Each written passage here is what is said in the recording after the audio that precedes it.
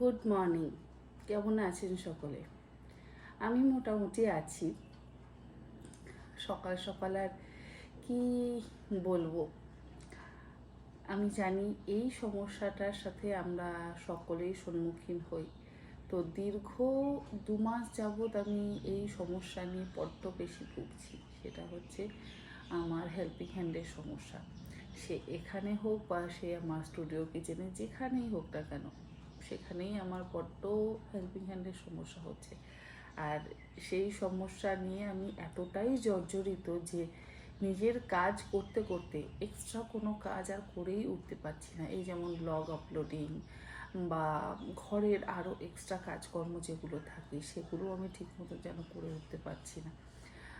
তো এত পরিমাণে প্রেশার হয়ে গেছে সবটাই একা করবার। তো সেই প্রেশার যেন মনে হচ্ছে আমার দিনটা 24 ঘন্টার জায়গায় যদি 48 ঘন্টা হতো তাহলে ভালো হতো। আর এই কাজ করতে করতে এক এক সময় আমি ওই যে বসে পড়ছি, তো বসেই থাকছি, আজ আর উঠে আর কি কাজ আমার করতে ইচ্ছে করছে না। তো এই জন্য আমি ব্লগও ঠিক মতন আপলোড করতে পারি না। তো তারপরে টুকটাক এদিক ওদিক যাওয়া বা ঘরের এক্সট্রা কাজ তো আছে, কিন্তু সবসময় আমার না ক্যামেরা অন করা সম্ভব একেবারে হচ্ছে না। আর গরমটাও তো মারাত্মক পড়েছে, কী আর করা যাবে। সকাল সকাল 1 গ্লাস জিরে, মৌরি আর জোয়ান ভেজানো জল খেয়ে নিলাম। প্রত্যেক দিন রাত্রে আমি জিরে, মৌরি আর জোয়ানটা ভিজিয়ে রাখি। তবে সপ্তাহে 3 দিন বা 4 দিন খাই। কোনো দিন মেথি ভেজানো জল খাই, কোনো দিন শুধু জিরে ভেজানো জল খাই, আবার কোনো দিন জিরে, মৌরি আর জোয়ান ভেজানো জল খাই। এক এক দিন এক এক রকম জল খাই। আর হ্যাঁ, কখনো কখনো আবার ওই গোটা ধনে ভেজানো জল খাই। তো যেদিন যেরকম ইচ্ছে করে আগের দিন রাত্রে সেরকম ভিজিয়ে রাখি। কখনো গরম করি, কখনো গরম না করে ওই নর্মাল টেম্পারেচারে যে জলটা থাকে সেটাই খাই। সবসময় এই গরমের মধ্যে না আর ওই গরম জল যেন খেতে ইচ্ছে করে না। আর আমি এর মধ্যে অবশ্য লেবু মেশাই না, লেবুটা আমার শরীরে খুব একটা সহ্য হয় না। সেই জন্য আমি লেবু বা মধু কোনো কিছুই মেশাই না, এমনি নর্মালি জলটা খাই। অনেকে এর মধ্যে আবার একটু লেবু মিশিয়ে দেন, অনেকে আবার একটু মধু মিশিয়ে দেন। আমি লেবু আর মধুটা একদম সহ্য করতে পারি না। তো সেদিনকে আমাদের এখানে বেশ একটা অনেক বড় সোসাইটির ভেতরে একটা বড় মৌমাছির চাক ভাঙা হয়েছে। বি ব্লকের ওদিকে একটা বড় মৌমাছির চাক হয়েছিল, আর সেই মৌমাছির চাক ভেঙে মধু পাওয়া গেছে। দেখাই, এই যে আমি অবশ্য নিয়েছিলাম 1 লিটার, দিয়ে দিয়েছি। আমার বাড়িতে কেউ খুব একটা মধু খায় না। এই যে ভীষণ ভালো, কালকে আমি একটুখানি মুখে দিয়েছি, ছেলেকেও বললাম একটুখানি খেয়ে দেখ, এত ভালো মধু বলার কথা নয়।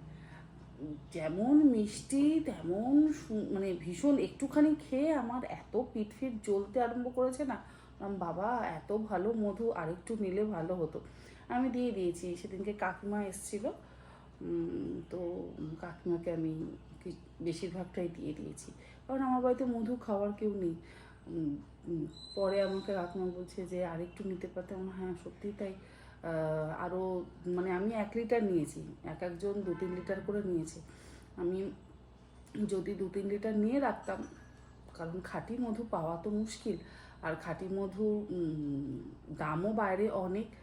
আর তারপরে হচ্ছে খাঁটি মধু সহজে নষ্টও হয় না, চিনি টিনি কোনো কিছু তো মেশানো নেই, ভীষণ ভালো।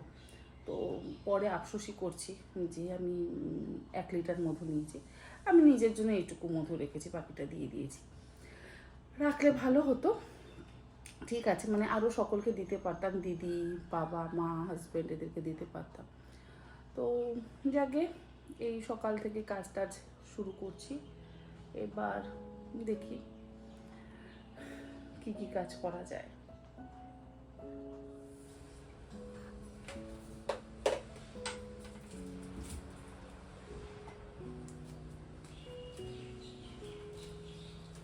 বেশি করে একটু চিলি অয়েল বানিয়ে রাখবো। চিলি অয়েল দিয়ে তো অনেক রকম রান্না বান্না বা খাবার দাবার করি। ছেলে ভীষণ পছন্দ করে চিলি অয়েল। 1 চামচ চিলি অয়েল দিলেই মোটামুটি সুন্দর একটা স্বাদ হয় খাবারে।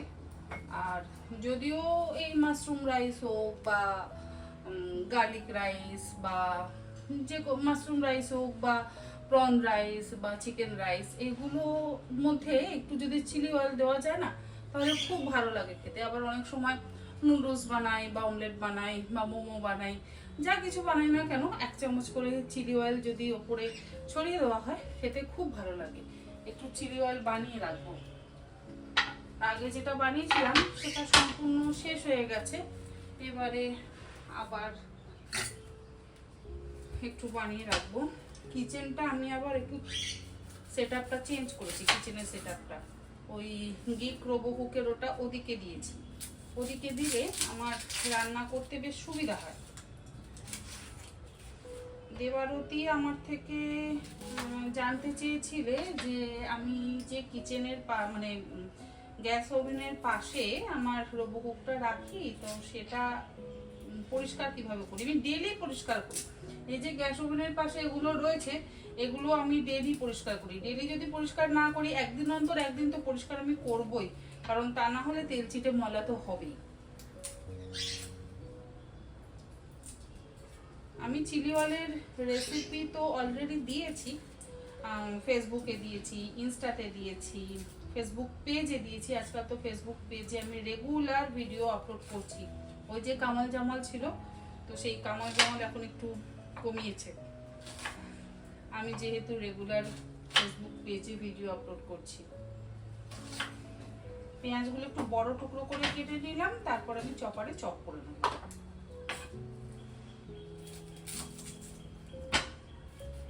এই চিলি অয়েলটা বানিয়ে রেখে দেব, তাহলে ফটাফট যদি একটু ভাত থাকে, এই যেমন ভাত করা আছে, তো সেই ভাত দিয়ে চিলি অয়েল দিয়ে আর একটু মাশরুম দিয়ে আমি মাশরুম রাইস বানিয়ে দেবো ছেলেকে। ছেলে এগুলো খেতে ভীষণ ভালোবাসে। আর অনেক সময় তো অনেক রাত্রেও বাড়ি ফেরে, তো সবসময় ওই রাত্রে অন্যান্য কিছু খেতে চায় না। এমনিতে তো সেই ডাল ভাত পোস্ত চচ্চড়ি খাওয়ার ছেলে নয়, তবে একেবারে খায় না তা নয়। যদি ওর পছন্দসই বাঙালি খাবার দাবার হয়, সেগুলো খেয়ে নেয়, সেগুলোতে আর না করে না।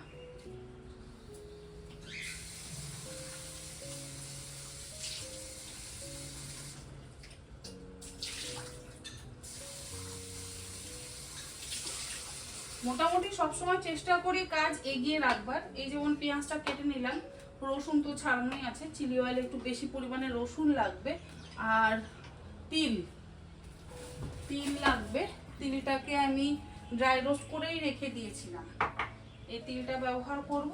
আর তেলটাকে আগে একটু গরম করতে বসিয়ে দেব। তেলের মধ্যে দেব লবঙ্গ, তেজপাতা, দারচিনি আর স্টার এনিস।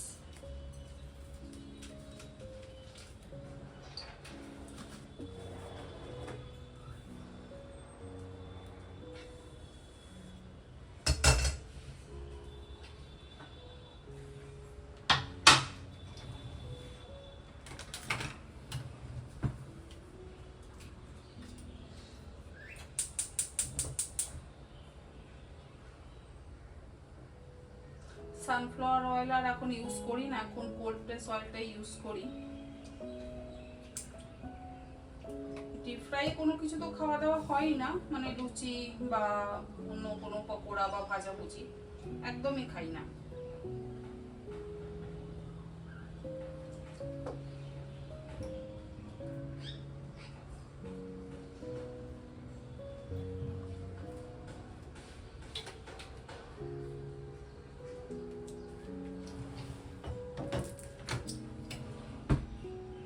তেলটা গরম হচ্ছে, আর এই গরম তেলের মধ্যে আমি দেব হচ্ছে গোটা মশলা। আপনারাও চাইলে বানিয়ে রেখে দিতে পারেন, তাহলে না আপনাদেরও সুবিধা হবে। দারচিনিটা এখানে শেষ হয়ে যায়। এই যে এর মধ্যে দিলাম একটা দারচিনি, স্টার এনিস দিলাম 2টো, আর একটা দারচিনির টুকরো দিয়ে দিলাম, আর দিচ্ছি ওই 7-8টা লবঙ্গ, তার সাথে একটা তেজপাতা। তেলটা এবার ভালো করে গরম হোক। আর এই মশলাগুলো যখন বেশ ভালোভাবে ভাজা হয়ে যাবে, মশলাটা একটু যখন কালচে কালচে হয়ে যাবে, তখন কিন্তু তুলে দেব। কারণ তেলের মধ্যে মশলার সমস্ত গন্ধই চলে যাবে। তো আলাদা করে মশলাগুলোকে তেলের মধ্যে রেখে দেওয়ার কোনো প্রয়োজন নেই। মশলা যদি বেশি পুড়ে যায় তাহলে আবার স্বাদটা নষ্ট হয়ে যাবে, তাই এটা একটু খেয়াল রাখতে হবে।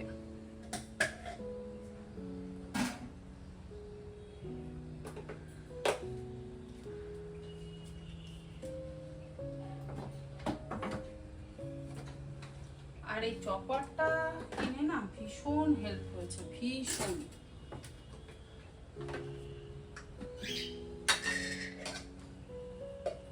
প্রথমেই আমি বেশ অনেকটা পরিমাণে রসুন চপ করে নিচ্ছি।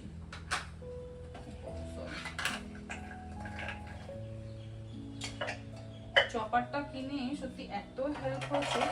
আর এই চিলি অয়েলে কিন্তু রসুনের পরিমাণটা একটু বেশিই যাবে।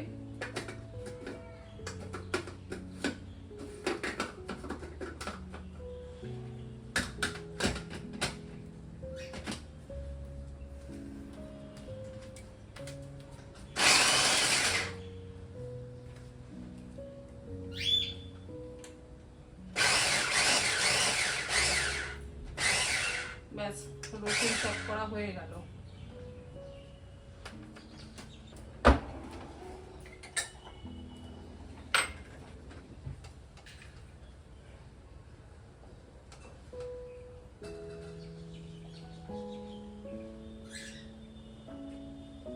রসুনটা হয়ে গেল, এবারে পেঁয়াজটা করে নেব।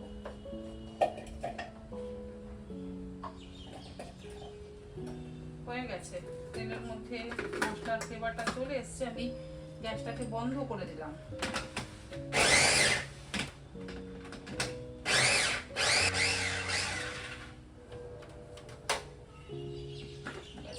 পেঁয়াজটাও কুচিয়ে নিচ্ছি, আর মশলাগুলোকে আমি তুলে নেব।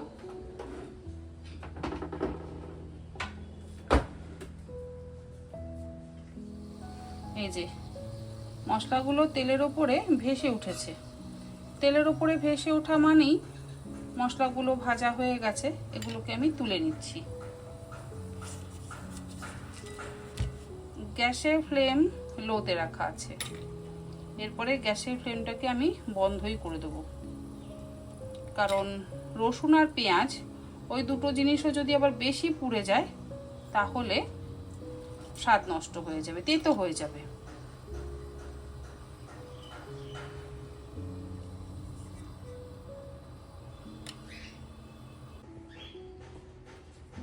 এই গরম তেলের মধ্যেই দিয়ে দিলাম রসুনটা, এর মধ্যে পেঁয়াজটাও দিয়ে দেবো।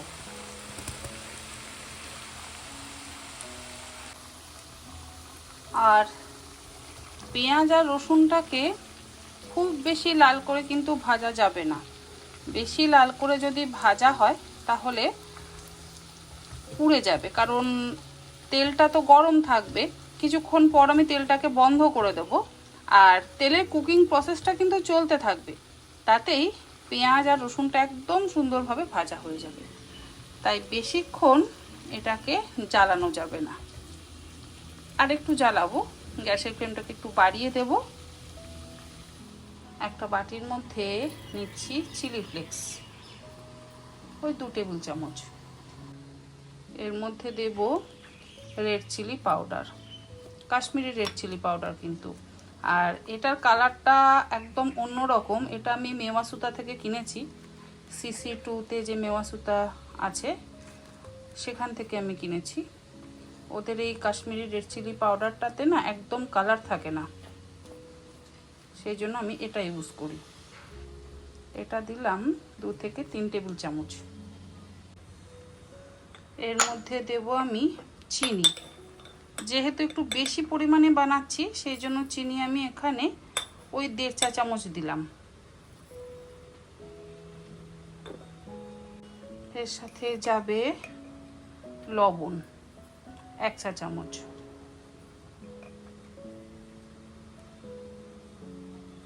এর মধ্যে দেব রোস্টেড তিল। তিলটা আমার বেশি দিলেই ভালো লাগে। আমি ভরে ভরে 3 টেবিল চামচ রোস্টেড তিল দিলাম। আর এদিকে পেঁয়াজ রসুনটা কিন্তু ভালোভাবে ভাজা হয়ে গেছে। আমি এবার গ্যাসের ফ্লেমটাকে না বন্ধ করে দেবো, কারণ আর এর থেকে বেশি জ্বালালে তারপর এই গরম তেলের মধ্যেই তো পেঁয়াজ রসুনটাকে রাখবো, পুড়ে যাবে।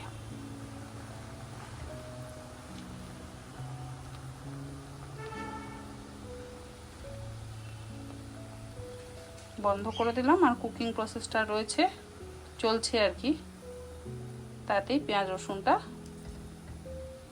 একদম পারফেক্ট ভাজা হয়ে যাবে।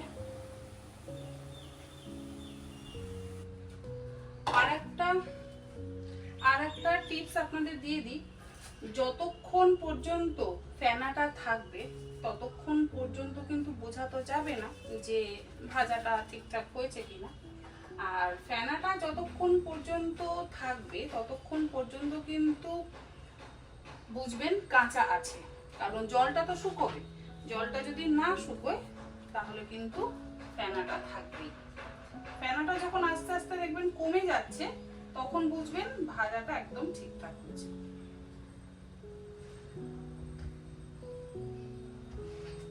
কারণ অনেকেই হয়তো জানতে চাইবেন যে তুমি ভাজাটা ঠিকঠাক হয়েছে কিনা সেটা কি করে বুঝবো, সেটা তো অবশ্যই বুঝতে হবে।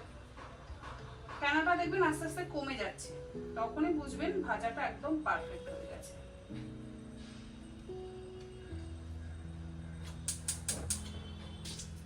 আজকে চিলি অয়েল দিয়ে মাশরুম রাইস বানিয়ে দেব। মাশরুমগুলোকে ধুয়ে কেটে নিচ্ছি। কালকেই আমাকে বলেছে যে মা চিলি অয়েল দিয়ে মাশরুম রাইস বানিয়ে দিও, আমার চিকেন লাগবে না, চিংড়ি লাগবে না, ডিম লাগবে না, কিছু লাগবে না, তুমি শুধু মাশরুম দিয়ে বানিয়ে দিও। মাশরুম খেতে ভীষণ ভালোবাসে।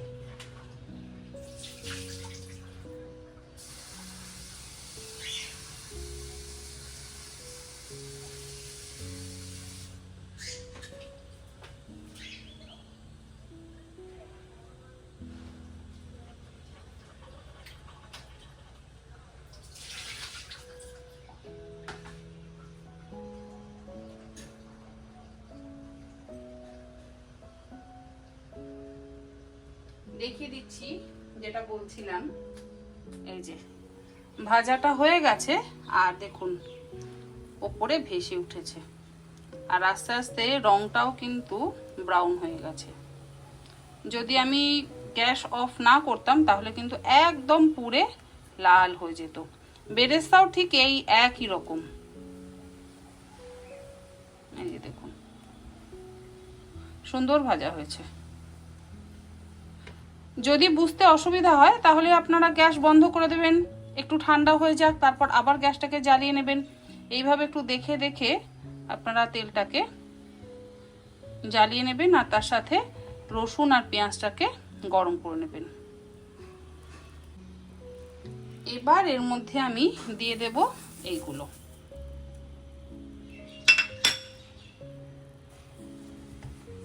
আর দেব ভিনেগার আর সয়া সস। ব্যাস আমাদের চিলি অয়েল কিন্তু তৈরি।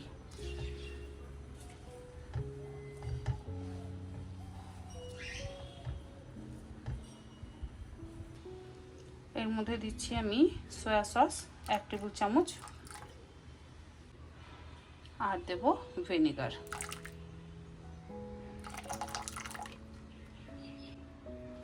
ভিনেগারটাও দিলাম 1 টেবিল চামচ। ব্যাস চিলি অয়েল তৈরি।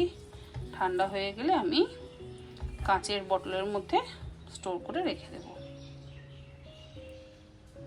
আগে যে চিলি অয়েলটা করেছিলাম সেটার এইটুকু বেঁচে আছে, তেলটা আছে বাট ভেতরের পেঁয়াজ রসুন কিচ্ছু নেই, শুধু তেলটাই পড়ে রয়েছে। ওটা ঠান্ডা হোক আর ততক্ষণে আমি মাশরুমগুলোকে কেটে নিই। গরমটাও কি অস্বাভাবিক পড়েছে, সাংঘাতিক গরম পড়েছে। বৃষ্টি একটু করে হচ্ছে বিকেলে, আর সকালে তো মানে আমার বাবা আর আমার ছেলে এই দুজনে মাশরুম খেতে ভীষণ ভালোবাসে, ভীষণ। আমি আগে খুব একটা খেতাম না, ছেলের পাল্লায় পড়েই কিন্তু মাশরুম খাওয়া আমিও ধরেছি। যখন ও ছোট, সেই লখনৌতে, তখন থেকে সে আমাকে বলতো মাশলুম আনো, মাশলুম, আমি মাশলুম খাবো। ওই টম এন্ড জেরিতে দেখতো, বসে বসে টিভি দেখতো। কারণ আমি একা থাকতাম, ওর বাবা তো বেশিরভাগ সময়তেই হয় দিল্লি নয় কানপুর, তা না হলে বেনারসে থাকতো। আর ওকে টিভি চালিয়ে দিয়ে আমি চলে যেতাম বাজারে বা দোকানে। ওই 3 বছরের ছেলে, সে একা একা ঘরে থাকতো, কোনোদিন আমাকে এতটুকু বিরক্ত করেনি। তারপরে আমি স্কুলে চলে যেতাম, নিজের কোনো কাজে চলে যেতাম, ও কিন্তু ঘরে একা থাকতো। ওকে খাবার দাবার দিয়ে আমি চলে যেতাম, ও একটা একটা করে খাবার খেত, আর সিঙ্কে গিয়ে, মানে কিচেনের সিঙ্কে গিয়ে ও নামিয়ে রেখে দিয়ে আসতো। ভীষণ লক্ষ্মী ছেলে ছিল, ভীষণ লক্ষ্মী ছেলে ছিল।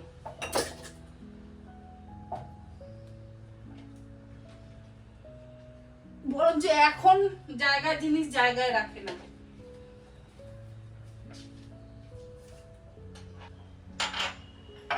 চিলি অয়েল রেডি, আমি বটলে ঢেলে নিই। তাহলে আমি এই কড়াইয়ের মধ্যেই ওই রাইসটাও বানিয়ে নেব।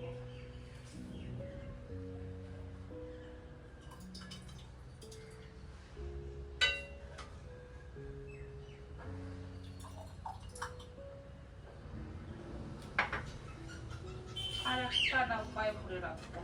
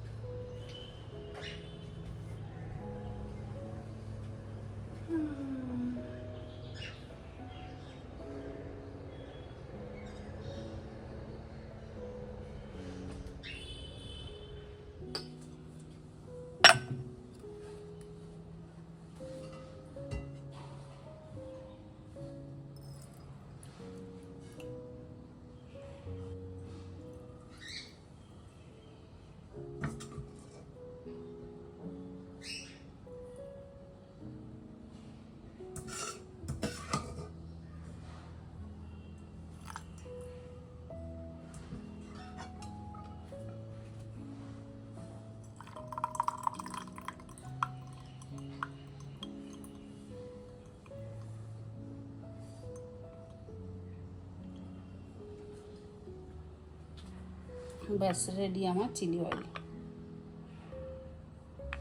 এই 1 শিশি আর এই 1/2 শিশি।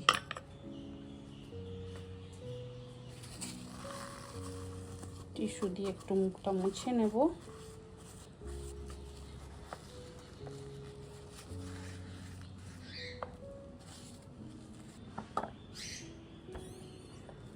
খুলে রাখবো এখন, পটলের ঢাকনাগুলো না এখন লাগাবো না, খুলে রাখি।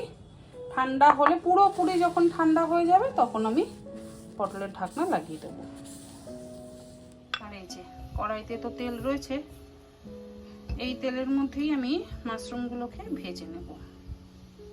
পরে অবশ্য আর একটু দেব, ওই পেঁয়াজ রসুন চিলি এগুলো আর একটু দেবো এর মধ্যে, ওই চিলি অয়েলের থেকেই তুলে দেব।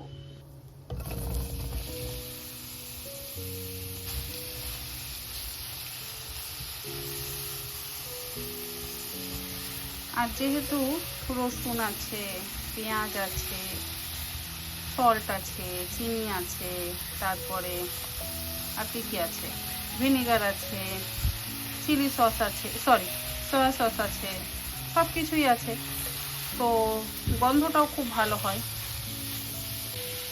এই যে হাতা, স্প্যাটুলা সবের মধ্যে যতটুকু লেগে ছিল সেইটুকু দিয়েই আমার মাশরুমটা ভাজা হয়ে যাচ্ছে।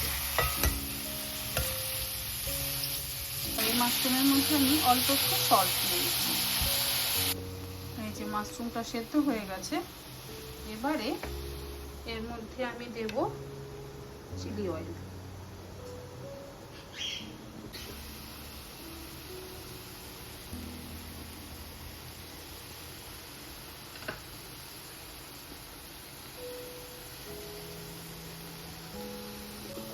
আর তার মধ্যে দিয়ে দেব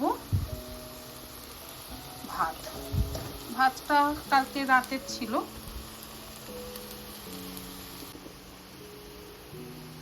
ভাতের ওপরে আমি আর একটু চিলি অয়েল দিয়ে দিলাম। লেফট ওভার রাইস দিয়ে তো ভীষণ ভালো হয়, ভীষণ ভালো।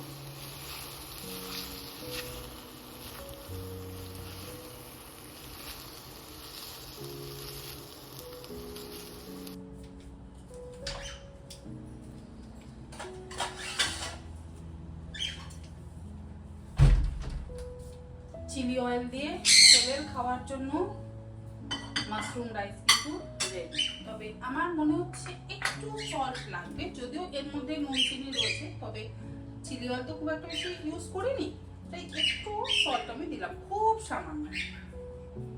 আর আমার ভিডিওতে কিন্তু তাদের আওয়াজ খুব আসবে, কারণ তারা সবাই এখন ঘরে। আমি গরমে ওদেরকে একদম বাইরে রাখি না।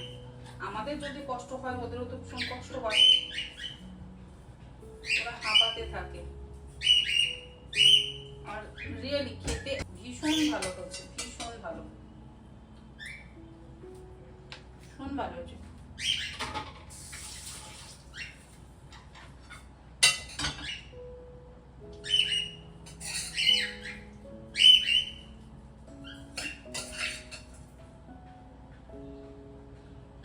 আর ভীষণ সহজ বানানো। ভাত যদি থাকে আর চিলি অয়েল যদি থাকে, তাহলে আর বানাতে কতক্ষণ সময় লাগবে।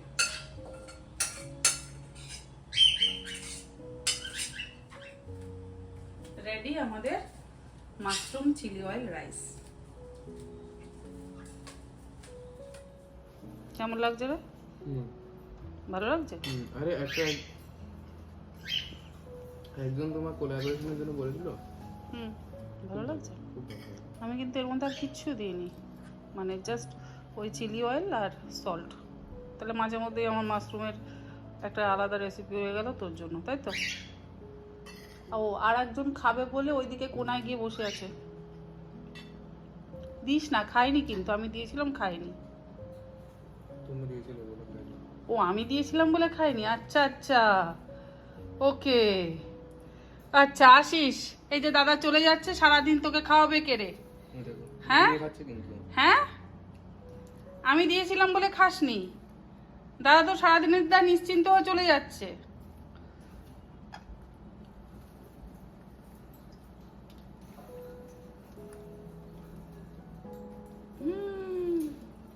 মুখে নেয়নি আমি যখন দিলাম। এখন খুব তেস্তি লাগছে না রে? খুব তেস্তি। সারাদিন না খাইয়ে রাখবো আজকে।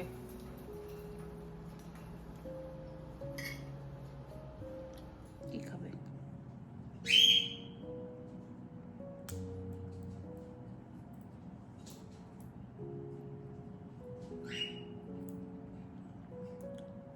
দাদা তো অফিস চলে গেছে, তাই এখন আমাকেই দরকার তার। আর ভেতর থেকে আর একজন আওয়াজ দিচ্ছে, সে এত দুষ্টু। খুলে দিয়েছিলাম, ফ্যানের ওপর বসে ফ্যানের তার কাটছে। ফ্যানটা একটু চালিয়ে দিলাম যাতে নেমে আসে, নামলো না, একদম ফ্যানের ওপরেই চুপচাপ বসে আছে। তো এত দুষ্টুমি করছে, তাই ভেতরে ঢুকিয়ে দিলাম। আর ইনি আমার সাথে বসে বসে খাওয়া দাওয়া করছেন, কখনো কিশমিশ, কখনো বাদাম, কখনো এই যে দারচিনি, ছোটো এলাচ। মানে আমি তো হচ্ছি খাবার দাবার দেওয়ার একজন মানুষ, তাই তো? এবার আমি আমার নিজের কাজকর্ম করি, এডিটিংয়ের কাজকর্ম সারি। আর আজকের ব্লগটা কেমন লাগলো অবশ্যই জানাবেন। আজকের এই ব্লগটা এখানেই শেষ করছি। এরপরে আবার ভাবছি যাব একটু মার্কেটে, টুকটাক একটু কেনাকাটা করবার আছে। তো কাজকর্ম আগে সারি, তারপর যাব। সবাইকে বলে দাও, বাই বাই করে দাও, টাটা করে দাও। বলে আমি এখন খেতে ব্যস্ত, অত বাই বাই করবা টাটা করবার সময় আমার নেই। ভীষণ ভালোবাসে দারচিনি খেতে, দারচিনি, লবঙ্গ, ছোটো এলাচ এগুলো খেতে। ঠিক আছে, আজকের ভিডিওটা এখানে শেষ করছি। ভালো থাকবেন সবাই। খেলে না দারচিনিটা, খেলে না, ফেলে দিলে, খাবে না। খাবে না? একটু ভেঙে দেখো।